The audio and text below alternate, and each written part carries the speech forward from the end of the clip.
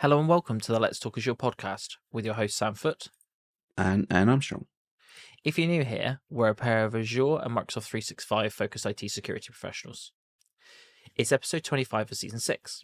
In this episode, we dive into 3 key cloud workload protection platform offerings within Microsoft Defender for Cloud.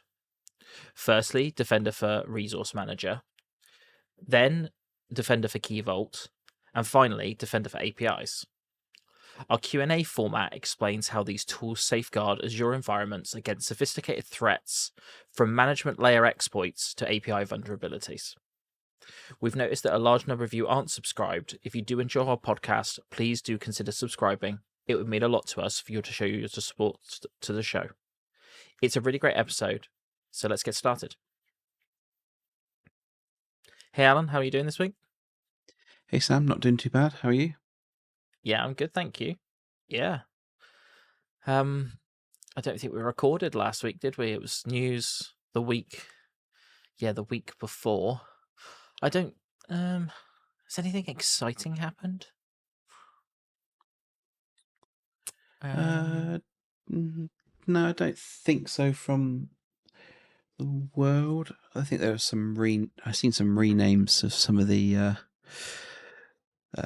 suites. The Defender, I don't know if it was only for Business Premium or if it was generally. I haven't fully looked into it, but Oh yeah, I think it is just the Business Premium like uplifts. No, it's not. I think the actual add-ons E5 of E5 compliance they add-ons have, now yes. called Yeah. Purview Suite and Defender Suite. Defender Suite and Purview Suite, yes. Yeah, completely right, yeah. Yeah, I suppose. Have I really been? I haven't really. I think I've just been head down in work, to be totally honest with you, and sort of life stuff. Really, I haven't really. I assume we're just getting into a stage now where we're just on the run up to Ignite now, aren't we? From a Microsoft perspective, because Yeah. you know. Yeah, I mean, on Ignite, the only things that's news or personal to me is that I'm now going to be helping at the event in the meetup stands now. Nice. So if you are going to Ignite in person, make sure to ask lots of questions, awkward questions on the Microsoft stand. Yeah, I think it's Azure Security Platform I'm covering. Azure Security Platform, aka Defender for Cloud, I think. / other protections, I guess, around AI. I thought you were going to say Azure Security Center then. I No.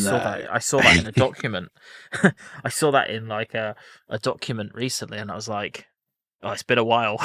That's why it just came back to me because it was just this week. I read it somewhere. No, that'd be really cool, and those types of events are always, it's good to connect with other people in the community. Loads of other people attend, don't they? And there's loads of obviously it's massive Microsoft presence there, and especially in security as well. So yeah, really good event to go to. Yeah, so it's Azure Platform Security. So I got the words around the wrong way. So that makes more sense now. Okay, yeah. Brilliant, nice. I expect they didn't call it Defender for Cloud so that people don't come up to the stands asking questions about Defender for Cloud apps. So I did my I did my SC200 the other day, and there were like 3 practice questions in the practice question bank, which was like, so you're utilizing Microsoft Defender for Cloud, and then it starts talking about like policies that you can set in Microsoft Defender for Cloud apps, right? And it was like, what type of policy should you enable? And it was like, all the different various types of policies in Defender for Cloud apps, right? And I was like, I'm sure that's got nothing to do with Defender for Cloud, and my brain like derped, but it came up like 3 different times basically. So yeah, I hadn't had that confusion for a while, to be totally honest with you, but it does. No, I think I had it last time I was on the meetup stands at Ignite, people come over and go, so can you do the cloud discovery dashboard with not Defender sort of thing? And it's like, I can answer this question, but it's nothing to do with what this stands about. No, that's really good. Really good.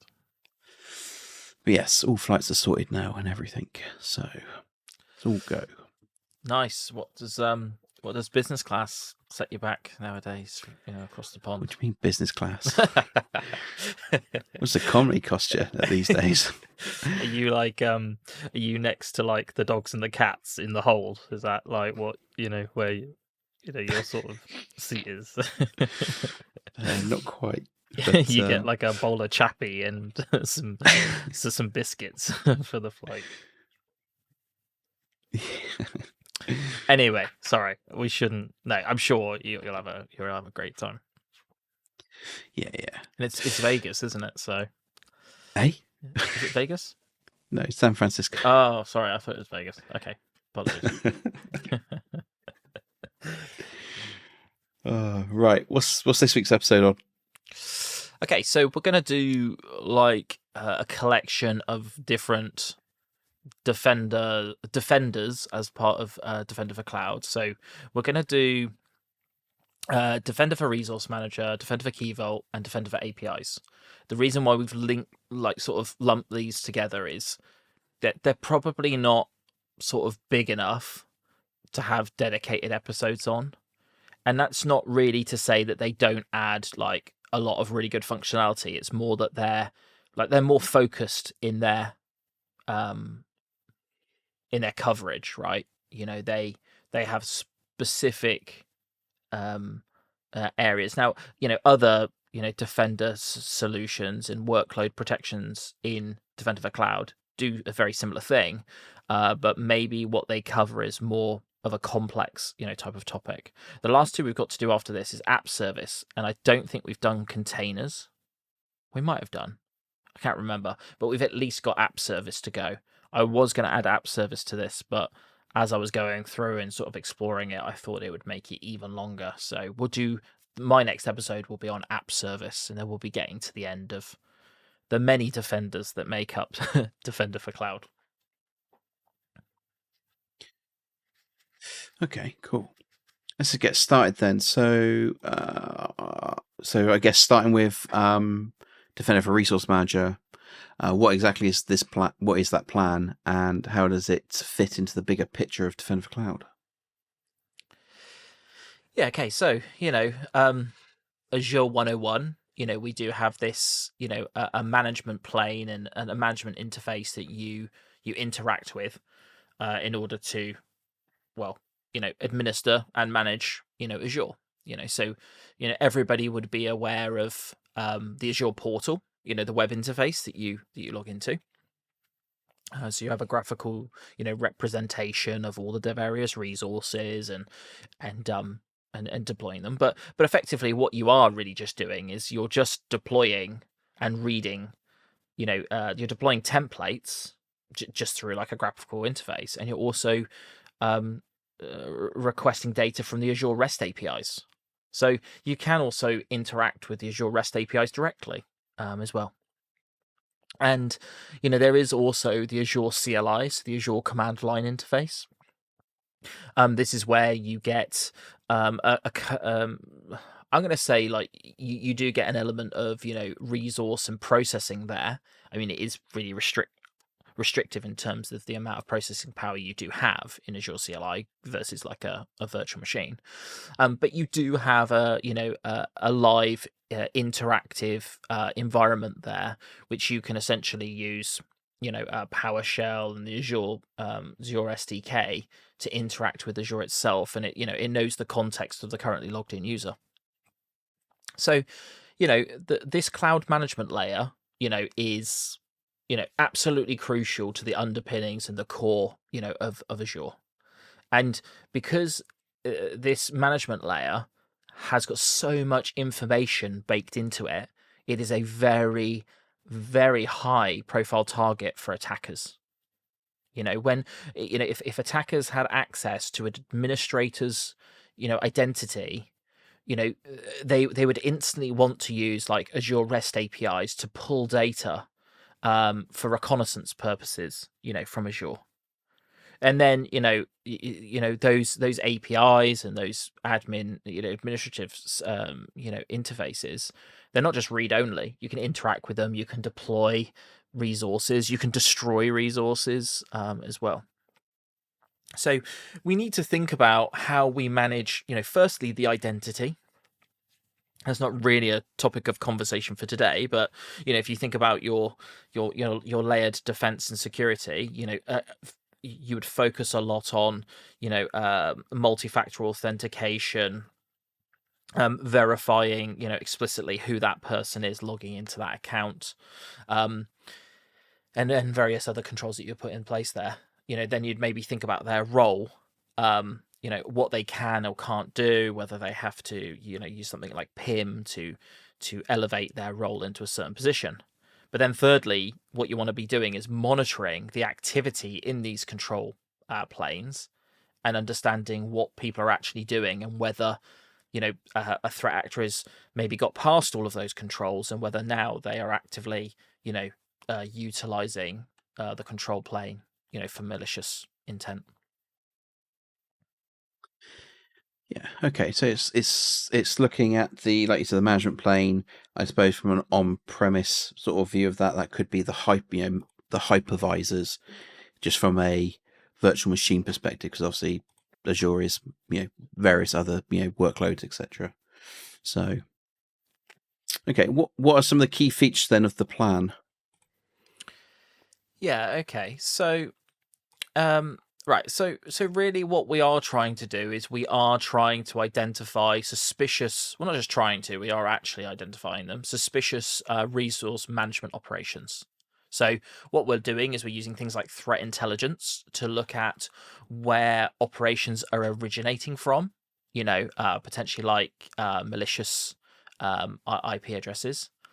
Other sensitive operations, such as disabling specific security tooling, maybe somebody disabling, anti-malware, in Defender for Storage, as an example, or other things such as suspicious scripts running in like that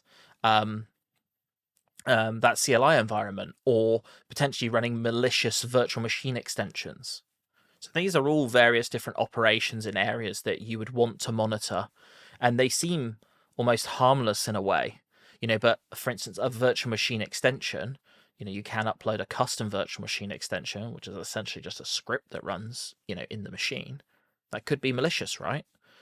So you want to make sure that you've got good coverage of that. Then we also want to understand whether the interaction, so not just that they're they've got suspicious operations, but how they're utilizing the service and whether that seems like normal. So we want to understand if people are using like exploitation toolkits or scripts, something such as like PowerJure as an example.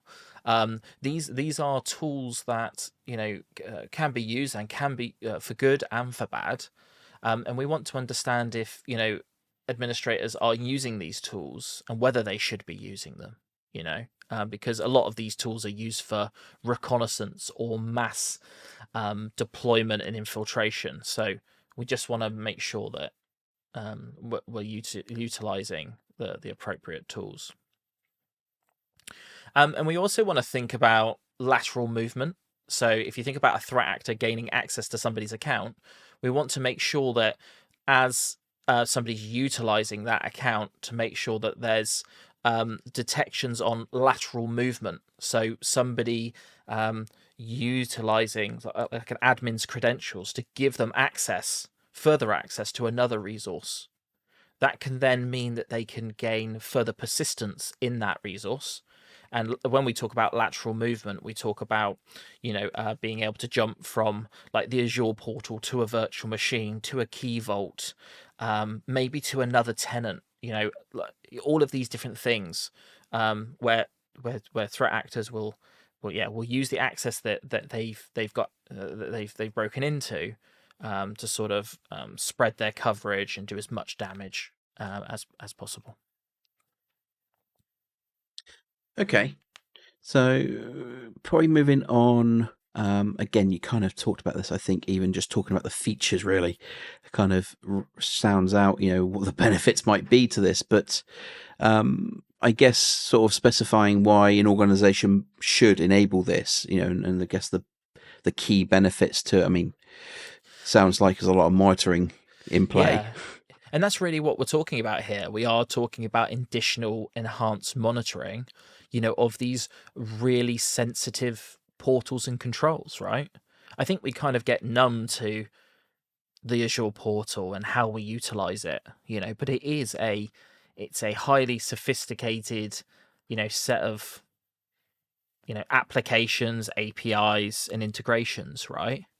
So we don't just want to, log just the sign-ins. We could also look at like Azure activity, we could plumb all this information into Sentinel, right? And then use content within there. But what this is doing is this is essentially adding a lot of that content and detection into a very easily deployable, turnkey solution. There's very little to set up here. So that's the real benefit here, is that you get all this additional monitoring. Yes, you have to pay for it, and we'll talk about pricing, but it's turnkey. It's enable a plan. It's nothing more than that. Yeah, exactly. Like you said, you can put the data in Sentinel is free ingestion, but creating anything that's against other threat intelligence, etc., may take a little time and maybe misconfigured at times. That's a fair thing because tables change, etc. But yeah, this is in effect doing it for you, for the majority of the time. So yeah, nice and easy to get in place. Okay, have you got any real world examples of how this works and the alerts? Yeah, so I'm just going to talk you through some of the alerts, because the alerts are published, so you can see what coverage you are getting, and there are 46 alerts that are currently documented, right? So that is essentially 46 different scenarios. Okay, they are like aligned into buckets of different focus areas, but there are essentially 46 sets of rules there, right, that are being detected for. So I talked about suspicious IP addresses. So again, that uses threat intelligence, Microsoft's threat intelligence feeds. It can also look at suspicious proxy IP addresses as well. There's an absolute bunch of detections around the microburst exploitation toolkit, targeting various different types of resources like virtual machines, Azure Key Vault, storage accounts, X, Y, and Z. There is also detections, as I mentioned, for Power Azure, looking for enumeration of resources in the various different areas in Azure. Then there is what I would call just portal operational detections. So, suspicious creation of compute resources, suspicious key vault recovery is being detected. So you've got all of these individual, different types of resources and different actions, sensitive actions that are being tracked as well. So you've got all of that, and there's a bunch of different preview ones. I won't go into all of them, but I'll just call out a couple that I think are just really really cool. What's a good one? So for instance, there's a detection for detecting privileged custom roles created your subscription in a suspicious way. So it's looking for whether a custom role has been created, and how the scope of that custom role, and whether that looks suspicious Now that might just be like a complete, false positive, right? You might be doing a deployment, in Azure, and you might need to build a bunch of custom roles, and that might just be completely normal. But also, if you want a detection for when custom roles are being created, this could be a way to get those alerts. And then I'll just pick another one. It almost random. What's a good one? So suspicious invocation of a high-risk persistence operation is being detected. So again, it will look at operations in Azure that could lead to that are aligned to persistence, like the MITRE tactic. So it will trigger again for anomalous operations, where it could be that somebody's trying to maintain persistence in your environment as well. But go and check out all of the alerts, see if they would be valuable for you, if they are controls and alerts that you would want to track. 46. That's insane, isn't it? Just out of the box, and I expect it's always growing as well with new potential attacks or new tooling that's attacking the management plane. Yeah, I will actually, just on that note, that's a good point. 13 of those are currently in preview. So there's, I know that's probably a quarter of them ish, just under, just over a quarter maybe. So they are adding to them like all the time. Yeah, that's good to see. So it's not just this is what it is and that's it, and never gets changed sort of thing. So yeah, okay. Let's go through pricing then. How much does it cost to get this in place? Yeah, what I like about this one is it's not on a per object or resource cost. It is on an object, I suppose, but it's on a per subscription base. So it's $5.04 per subscription per month. And we know how large subscriptions can grow and how many resources you could have under those subscriptions. So I do think them having it at a subscription level does make the pricing really fair for Resource Manager. Yeah, it's pretty good because you could have thousands of resources in a subscription, couldn't you?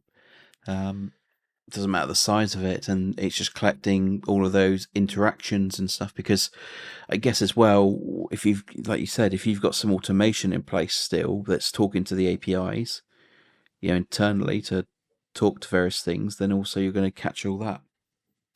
Yeah, as well. Exactly. Cool. Okay, moving on then. What else we got in the pot?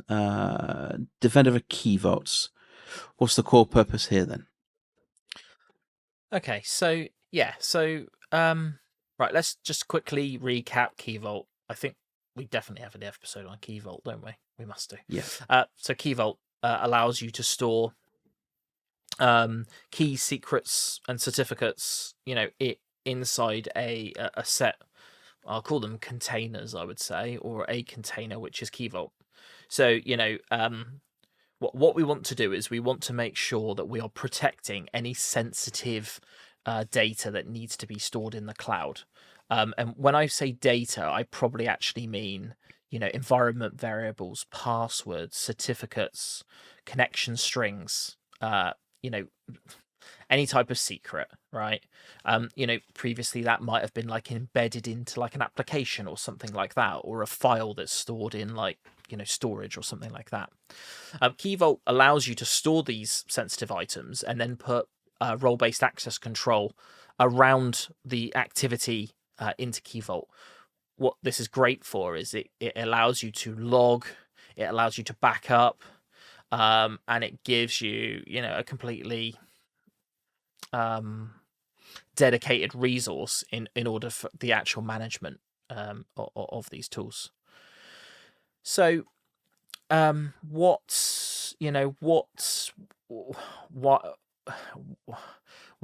is having a product on top of Key Vault, a thing, right?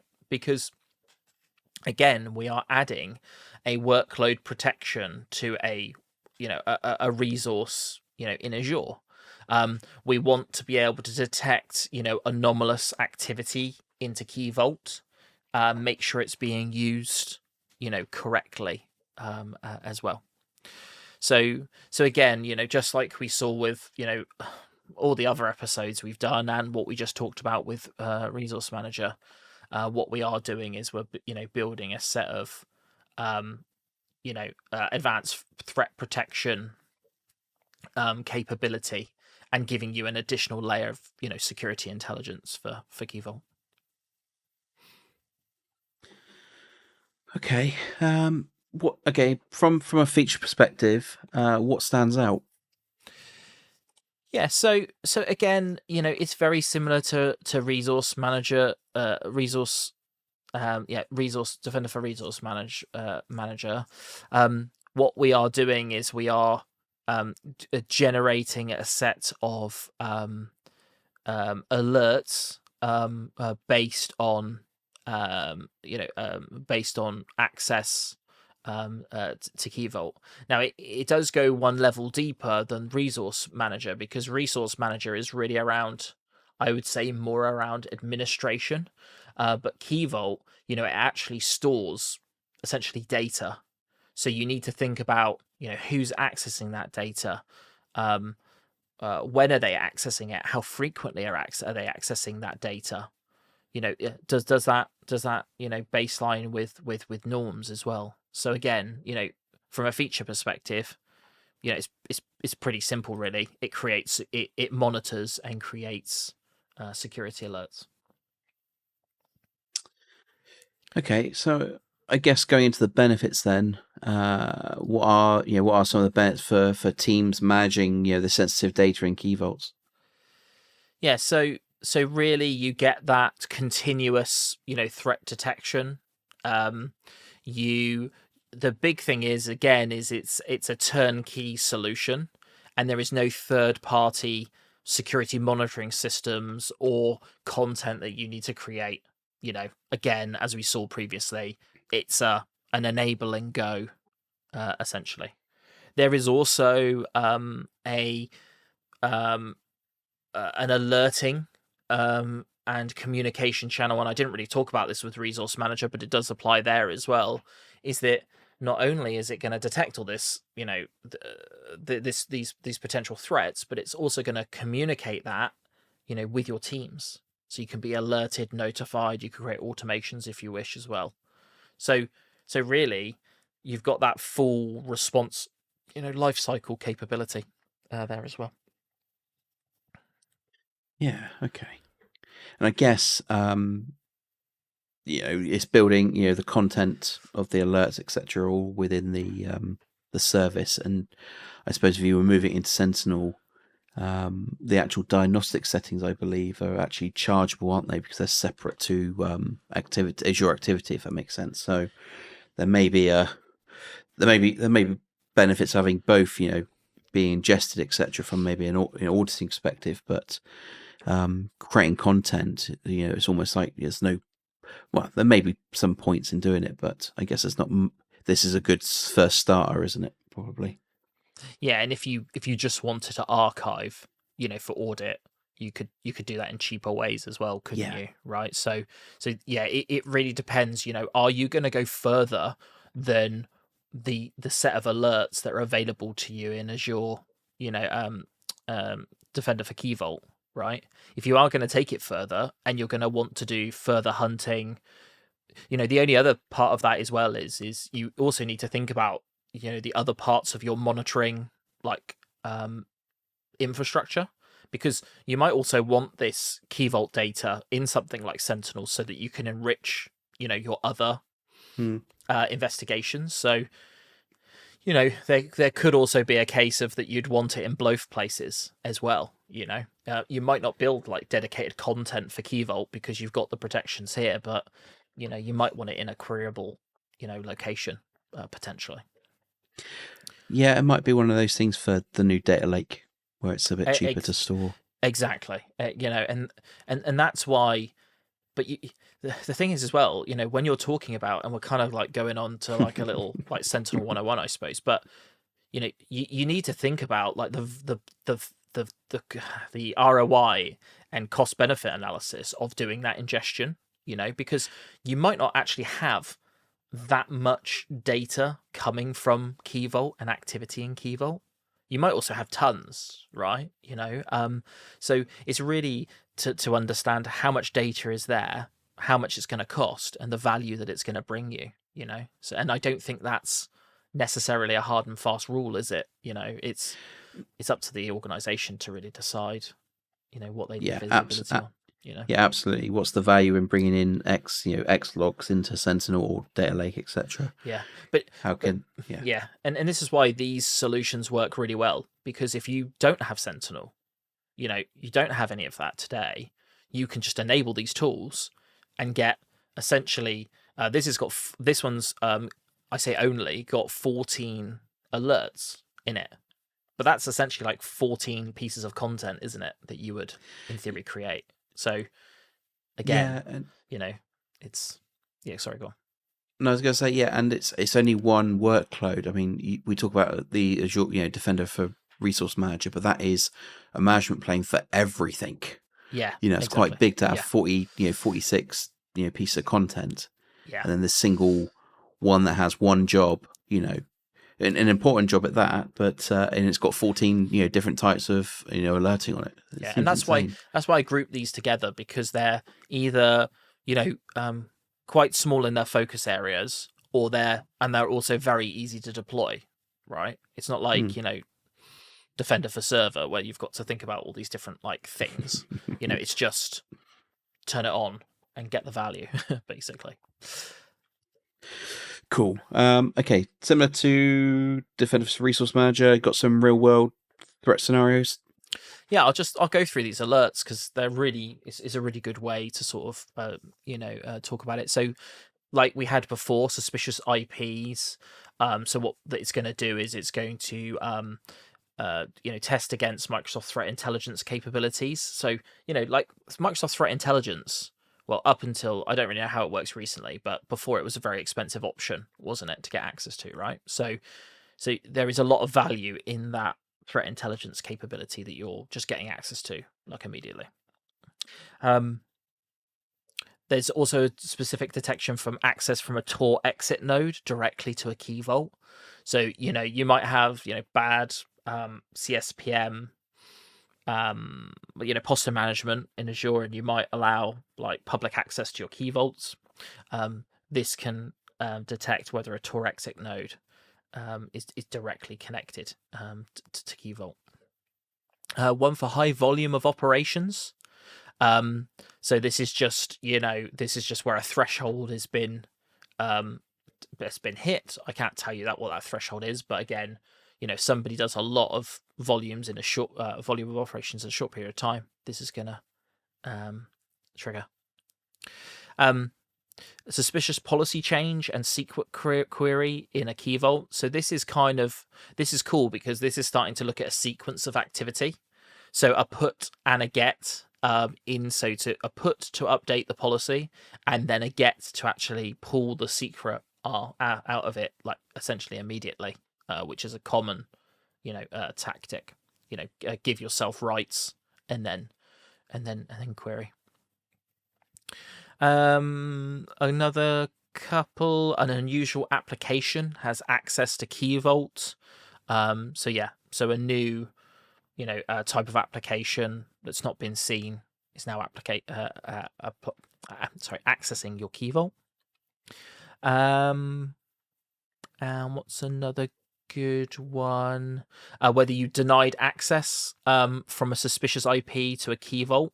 So what this can be really useful for is detecting whether, and I know this is security through obscurity, but it's whether, a malicious actor has, potentially had, intelligence of the URLs of your key vaults. Maybe, there's been another leak somewhere which is, made a third party aware of the location of your key vaults, but it managed to actually block it.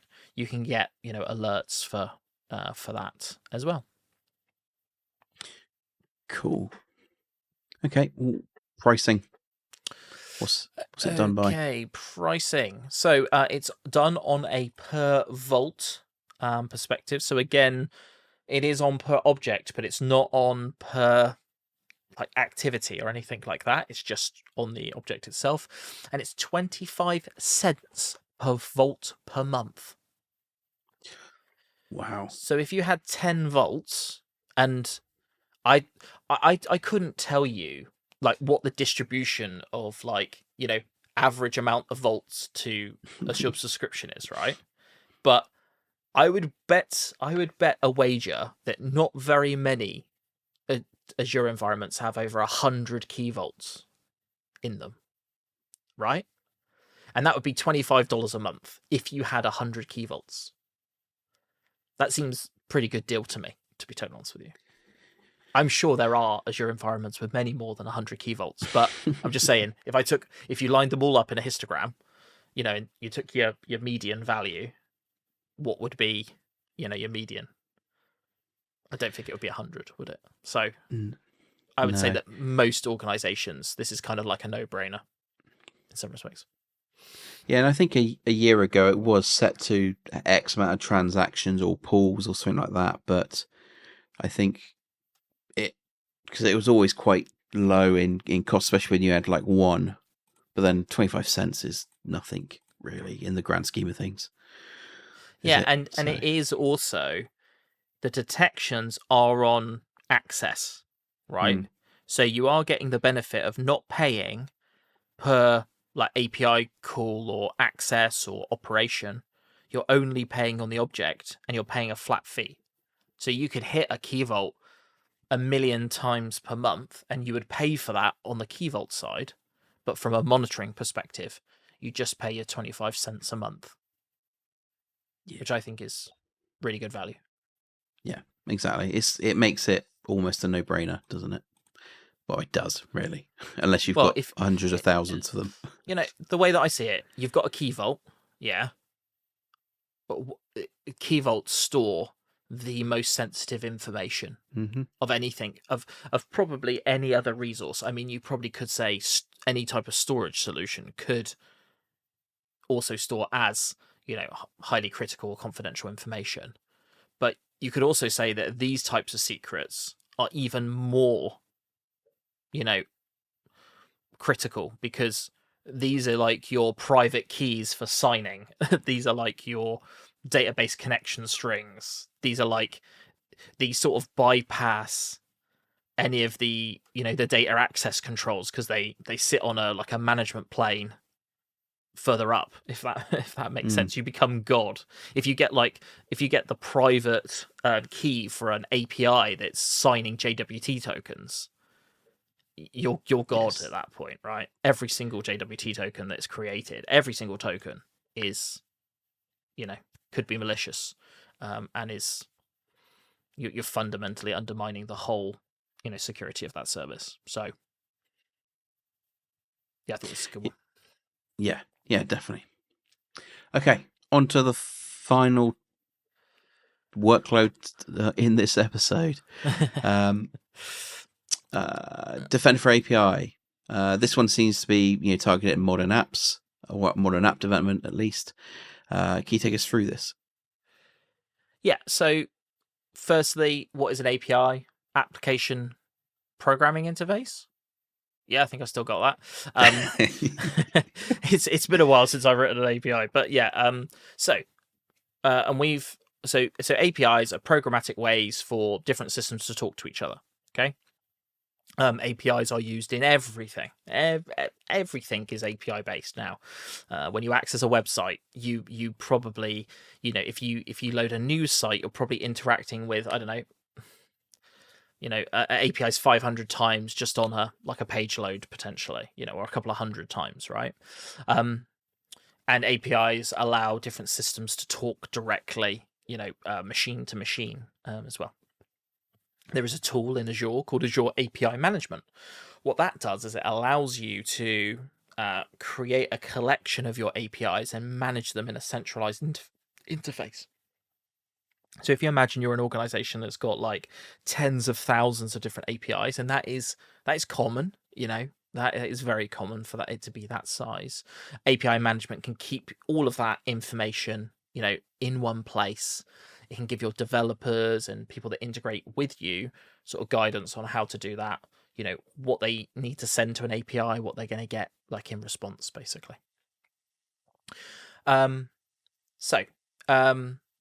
Defender for APIs sits on top of, the APIs that, well, you've got the APIs at the base, then you've got Azure API Management, and then you've got Defender for API that sits on top of that as well. And what we want to make sure that we're doing is we want threat detection. So what traffic is going through that, and understanding that's kind of similar to what we've been talking about with the other workloads today. But also what we want to do is we want to understand the security posture as well with those APIs, because APIs are created bespoke by developers. So they could be created in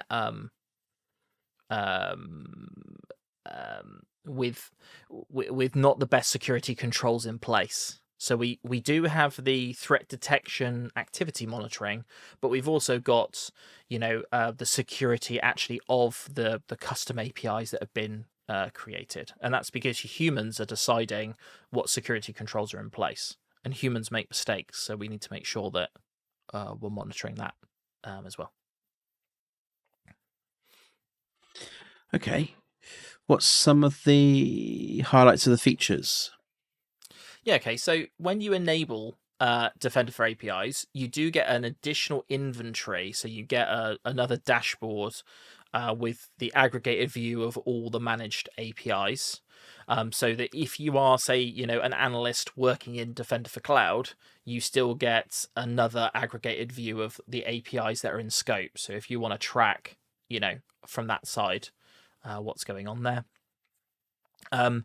You do get security findings and posture reporting. So you can see information about the inventory, whether they're external APIs, whether they're unused, or any APIs that don't have authentication against them. So if they're unauthenticated APIs. So that could be really good because, your developers might push up an update and accidentally remove the authentication from an API endpoint. Some of these APIs are just they've just got a tag saying, like authentication required or something like that. So that can be missed in certain scenarios. So that is a really good thing as well.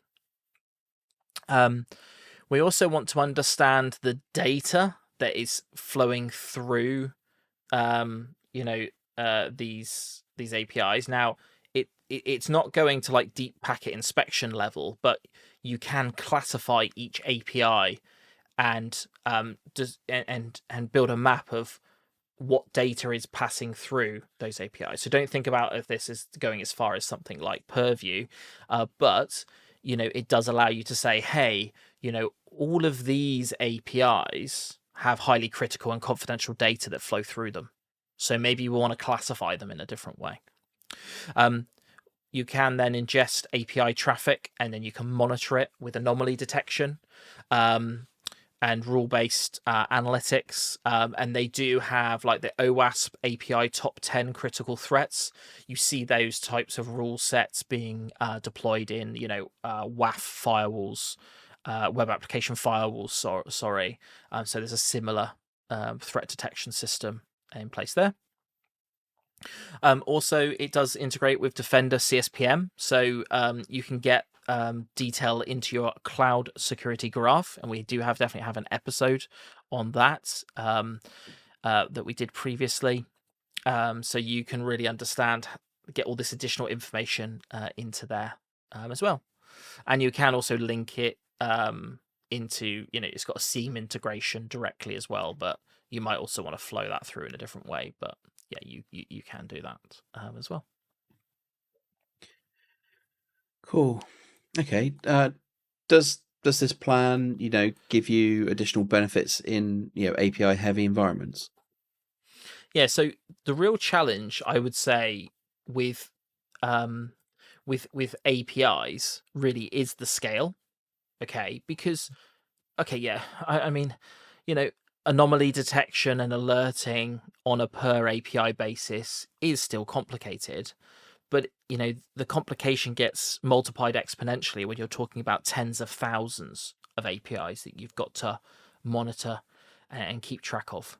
So, that's what I'm really going to, advocate here is that, you probably will have scale with your APIs. And I would say the life cycle of an API itself is very fluid in a lot of organizations. They can be destroyed, rebuilt, recreated almost on the fly now with continuous integration and continuous development.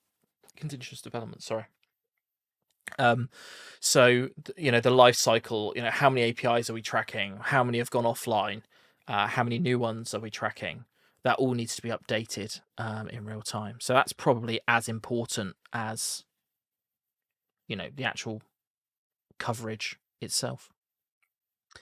Yeah, and I guess that some of the detections and things like that the workload is doing, you may have wanted to build that into your API, and this is almost I'm guessing here, doing it for you, but also making sure that everything is covered all the time. So it's not something that is missed when an API is developed and added in. It's done for you at that API manager level. Yeah, all we want to do is we want to point this at an API management instance, and we then want to say any API that's part of this, gets our default set of alerting, and threat protection and detection, capability. Yeah, exactly. That makes it simple. Yeah. Okay. Again, like with the other two, got any more real world examples? Yeah, so again, I've got 13, in Learn, I've got 13 pieces of content or alerts, that can be fired. So something like parameter enumeration on an API endpoint. So a threat actor might enumerate different parameters and try different variations of parameters. So when you call an API endpoint, you can pass it a number of parameters to say, like, this is the type of data that I want to receive. This is what I'm querying. So threat actors will enumerate different types looking for potential weaknesses there. So that can be covered. Access to APIs from suspicious IPs, Tor exit nodes, suspicious user agents being used. Some penetration tools and third party tools use suspicious user agents. I mean, sophisticated threat actors probably won't be caught by this, but again, it's just another area that you can look at. So like API requests, spray attacks. So like from a singular IP address, that it will look at unusually large numbers of distinct API endpoints. So this is where somebody's going through and saying, these are all the different API endpoints and discovering all of them. And maybe like the last one to talk about is unusually large response payload transmitted between, from a singular IP to an API endpoint. Because what threat actors will try to do is they'll try to overwhelm and denial of service API endpoints, and one of the ways to do that is to upload large payload sizes to see if they can overflow and starve the API endpoint of resources. So you can see that type of activity as well. Okay, cool. Yeah, so it definitely sounds like something to definitely put in. Okay, the last question, as we all love, pricing. Is it 25 cents? No, slightly different on this side. So there's 5 different sort of commitment plans. Okay, and these are billed at a subscription level. Okay, so you do have to bear that in mind when you scope this. It's all of the resource management APIs in a subscription. Okay. The lowest level is $200 a month, and that gets you up to 1 million API calls. Okay. Then for 5 million API calls, it jumps to $700. 50 million API calls is $5,000. 100 million API calls is $7,000. And 1 billion API calls is $50,000 per month per subscription. Okay. A So, little bit more than 25 cents then. so yes. I mean, I get the feeling that there is a lot more computational power that is needed to look at like these types of API logs, because I get the feeling that there is a threat detection engine that's being spun up basically at this point with some compute in order to to do that, because some of the some of these detections are looking at like anomalous payload sizes, things like that. It's really looking at it's interrogating those API logs essentially. So again, so it is it is worth saying that these it is worth saying that this is more expensive, but the danger of APIs at the edge is cannot be understated. And you could split up your subscriptions in a way that allows you to navigate round, I suppose, but I do think the scaling of it is pretty fair, to be honest with you. So it's the painful thing, I think, is for people that have smaller sets of APIs and they can't justify the $200 a month for the base subscription. Because let's say you're a startup, it's day one of your startups, you're trying to attract your first 10 customers or something like that. Do you feel like you need Defender for APIs at $200 a month when you're making 500 or 1,000 API requests?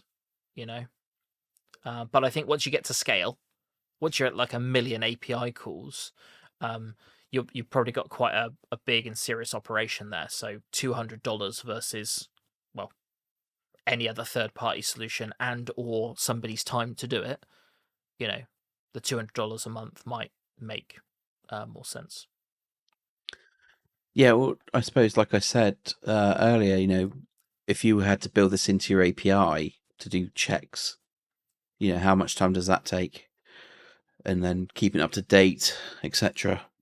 Yeah, well, the thing is, you wouldn't run these types of checks like in your API itself, right? You'd almost have to. You would almost have like your API manager, but in effect like a firewall or something. Wouldn't you doing those checks in some way? If there is, you other would probably use like a reverse proxy with with some sort of like threat detection engine in between, but there you've got more resource there. You've got to procure, because a lot of the times, you might be able to use like a third party open source solution, but when you want like sort of commercial grade support and enterprise support, you're not going to get that with those types of solutions. And if you are creating like, I'll call them like cloud first APIs that are integrated into API management and all that sort of stuff, maybe built on functions and things like that, are you going to be able to inject that type of reverse proxy in between, like that, where it makes any financial sense to do so as well? So yeah. Plus, if you've got something that's got to run in between, and that's resource limiting, that can cause issues as well, can't it? Yeah. And that's probably what's happening here. That $200 a month is probably 2 compute nodes in high availability proxying these requests. Yeah, probably. But I don't think it would restrict your API at that point. I think it's only saying I'm going to get a hit 200,000 or 1 million of the activities. I guess it's never going to then like slow itself up and break your service. I don't think. No, but the one thing I will say is there are overage pricing charges on top of your entitlement, so it will never break, but it will continue to charge. So you'll want to set the correct, I think they call it an entitlement limit. So you want to make sure you're on the correct entitlement limit. And you are going to go. So if you go to 1.1 million API calls, that extra 100,000 will be charged at a per API call. Yeah, I guess there'd be a tipping point, wouldn't there? But to go from 1 to 5. Yeah, once Yeah, exactly. you hit so much, then you'll get it'd be worth jumping to 5. Yeah, exactly. So cool. Okay. Anything else on this episode? I think we're burning through time. Yeah, we've done good for time. But yeah, 3 kind of smaller areas to look at. So again, some really good like threat protection, intelligence, alerting and monitoring there in these workloads. So definitely, Key Vault and Resource Manager are kind of like almost priced at no-brainers, to be totally honest with you. But I do think if you are running production APIs in Azure, Defender for APIs is a really compelling option. Yeah, definitely. Okay. Next episode, I'm going to do on data classification using sensitivity labels in Purview. I think we've done one in the past, but I think it was like 2.5 years ago. So, a bit of a refresher. What can we do today? What's some of the good scenarios where you should do it? Okay, thanks, Mr. Purview. Yeah, that sounds great. Yeah, I've got to try and get MVP Purview, I guess. MVP Purview. I'd love to see that. Yeah, I never hear the end of it. Do you think you'd ever be able to, if we just did an episode, like each episode on Purview, do you think you'd ever get to the end of Purview relative to them releasing new products, etc.? I don't know. There's so many bits. It's not as bad, not as bad as Azure in general, but there's quite a lot there. No, yeah, so, I agree.